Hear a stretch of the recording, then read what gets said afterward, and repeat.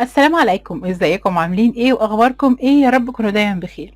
النهارده ان شاء الله هعمل معاكم فيديو جديد.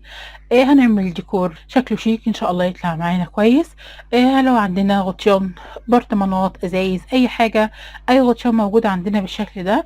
وهحتاج كمان خله الشيشتوك اللي هي بس يفضل ان هي تبقى التخينه دي.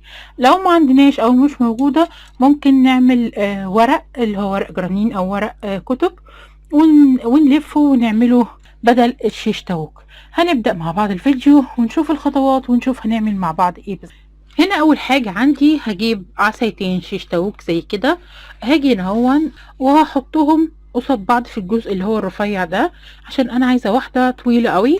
فطبعا ما عنديش شيش تاوك بالطول ده. لو في عندنا خشبة او حاجة تنفع تبقى يا ريت.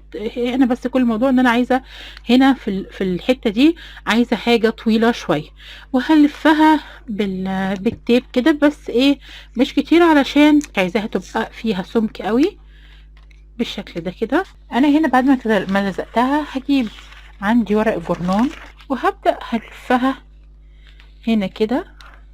انا بس الخطوة دي علشان تمسكها وتبقى جامدة هنا كده. وانا بعمل هحط كل شوية كده هو ايه غير ابيض، بحيث ان هو يمسك معايا الجورنان بالشكل ده كده اهو. واشد كده المكان اللي اشد منه هحط هنا غير ابيض. اول ما خلة الشيش تاوك تبدأ تدارى الناحية دي كده هحط شمع، قصدي احط غيرة، وهستكفى بكده. هنا كده زي ما شفنا، زي بعد ما غلفتها بالجرانين بالشكل ده. دي هركنها دلوقتي كده. هنشتغل بقى في ده. هعمل ايه؟ هبدأ اوزعهم، هعمل ديكور كبير شوية على الحيطة، واحدة قصيرة شوية واحدة طويلة، مش حاجة عشوائي خالص، مفيش اي ترتيب، على حسب ما يجوا معايا. الاول هبدأ هرص الحاجات الكبيرة الاول، وبعد كده هبدأ بقى ايه اقص اجزاء صغيرة احطها على الشغل اللي عندي ده. الكبيرة دي هتبقى في النص هنا، دي اللي هي هتمسك الشغل كله مع بعض. هحاول ان كله يعدي على اللي في النص، يعني هنا دي هطلعها لفوق سنة بحيث انها تبقى معدية على اللي في النص. هبدأ بقى اعمل، هجيب حاجات بالعرض كده، هجيب الخلة الشرشوك اللي عندي هقص منها حتت صغيرة وكبيرة على حسب ما تيجي معايا. هظبطها بقى كلها بالمقاسات اللي انا عايزاها، عشان طبعا اظبط الحاجة اللي انا عايزاها بالظبط، ونرجع نشوف الخطوة اللي بعد كده هنعمل فيها ايه. زي ما احنا شايفين كده انا رصيت الحاجة بالشكل اللي انا حباه، طبعا بالتظبيطة اللي انا حباها زي ما احنا شايفين. هبدأ بقى ألزقها. هجيب غيرة بس خام تقيل، وهنبدأ نحط بقى ايه نشوف الظبطة بتاعتنا. مثلا دي فيها هحط انا ده تقيل، الغيرة ده تقيل جدا زي ما احنا شايفين. انا عايزاه بتقله سمكه كده. عندي دي هنا هكملها لاخر الجزء اللي عندي كده، وهبدأ احط الحاجة اللي انا عملتها او الجزء اللي عايز يتظبط اهو كده. انا ثبت الجزء ده. مثلا انا عندي الاتنين اللي هما دول، مش عارفة الكادر جايبهم ولا لا. هاجي هنا هحط غيرها. انا ما كملتش الجنب اللي ورا، هلزق الجنب ده هنا عشان ناحيتي وينشف، وبعد كده اعمل الجزء اللي ورا بالكبيره دي. مش هلزقها غير في الاخر، بس هي اللي عامله لي السنتر بتاعي، فانا حطاها عشان الزق الحاجه. نعمل كمان واحده، يعني مثلا هجيب دي انا عايزاها لبره شويه، هتيجي عندي من هنا اهي. هحط بقى ايه، هتاخرها لورا سنه، وهحط في الاماكن قصادها كده، وهبدأ احط الخلة اللي عندي. هكملها بقى من ناحيتين، من هنا ومن الناحية التانية، واسيبها تنشف ونشوف بقى ايه الخطوة اللي جاية هنعمل فيها ايه. كده بالشكل دون ركبتها كلها وسبتها. طبعا عملتها كلها بالغيرة وسبتها لما نشفت، بقت جامدة جدا زي ما احنا شايفين. الغيرة بيمسك حلو قوي، وطبعا لما هاجي اكمل بقية الشغل اللي عليها هيجمدها اكتر. طيب دلوقتي انا كده الخطوة دي خلصت. الخطوة اللي بعد كده ان انا هدهنها. دلوقتي الخطوة اللي عندي خطوة التلوين. زي ما انتم شايفين انا بدأت الونها. الالوان ممكن بقى نلون بالالوان اللي احنا عايزينها. انا هنا هلونها باللون الاسود. اللون الاسود اللي عندي دون دون عبارة عن ورنيش والتلوينة اللي هي الصغيرة ديت. طبعا احنا ممكن في كذا طريقة للدهان، ممكن لو في عندنا الوان اكليريك، ممكن سبراي، السبراي هيسهل الدنيا خالص. ممكن نجيب لاكيه ربع لاكيه اسود ويبقى موجود عندنا نعمل بيه الحاجات السود. اللاكيه برضو شغله كويس جدا. في بلاستيك اسود بس البلاستيك الاسود بيبقى غالي، يعني انا سألت قال لي الكيلو ب100 وي، فهو البلاستيك العادي كيلو من 18 ل 20، يوم ما بيبقى غالي قوي ب25 اللي هو النوع النظيف قوي. واللاكي مش هتلاقيه برده غالي قوي لو جبنا مثلا ربع كيلو هيقعد كتير معانا. المهم الوقت اللي انا عامله بيه دون، انا جبت ورنيش عادي، انا اللي هو الورنيش العادي بتاع الخشب، ورنيش اخشاب او في ورنيش زجاجي ايا كان ده او ده. اللي شغاله بيه ورنيش زجاجي، وحطيت عليه التلوينه واشتغلت بيه. آه، انا هنا هون ببدأ بقى ايه ادهن كل الحاجات الاماكن اللي عندي. طبعا هدهنها كلها وهسيبها تنشف خالص. وهي بتنشف هنبدأ مع بعض بقى نعمل الغطيان اللي احنا جمعناها، اذا كان غطيان برطمانات ازايز الحاجة اللي انا وريتها لكم، ونبدأ بقى نشوف هنعمل فيها ايه عقبال لما الجزء ده ينشف. انا كده دهنت الخشب اللي احنا عملناه، حله الشيش تاوك اللي احنا عملناها وسبتها تنشف. الخطوه اللي عندي دلوقتي هجيب بقى الغطيان اللي عندي صغير وكبير، كل المقاسات اللي عندي اللي انا هشتغل بيها، وهبدا هعمل ايه، هجيب مناديل وهبدا اغلفها بمناديل عشان اما ادهنها الدهان يبقى عندي ثابت وشكله كويس. هجيب المنديل كده، احنا مش هناخد مناديل كتير، هي المناديل بنقسم المنديل على 2 كده بيبقى طبقتين زي ما احنا شايفين. الغطيان الصغيرة ممكن هقسم دي بالنص هتكفي كمان، يعني دي ممكن تعمل 4 غطيان صغيرين، بس الغطيان كبيرة فانا هعمل فردة واحدة منهم. وهجيب غير ابيض وهخففه بالمية، وهبدأ هنا كده اغلف الحاجة اللي عندي بالمناديل مع كشكشة حلوة كده.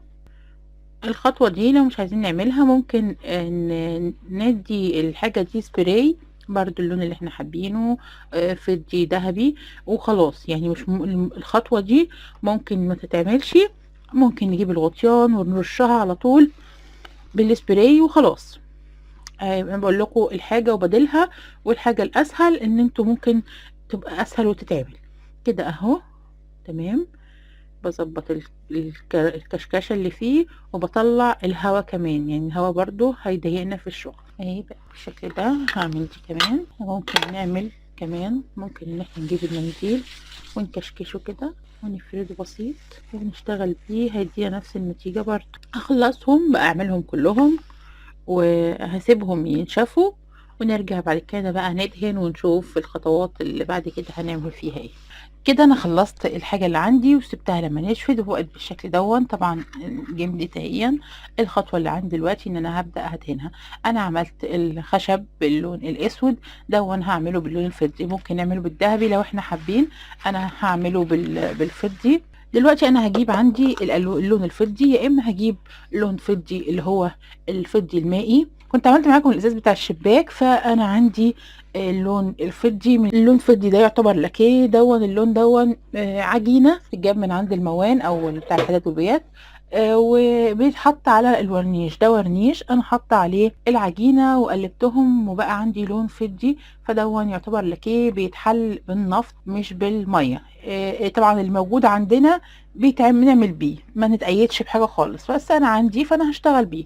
وهبدأ بقى ادهن الحاجه اللي عندي باللون الفضي او اللون اللي احنا حابينه. برضو الذهبي هيبقى جميل جدا لو ذهبي مائي او نحاسي، بس انا بعملها على حسب الديكورات اللي عندي. هدهن بقى الغطيان اللي عندي كلها.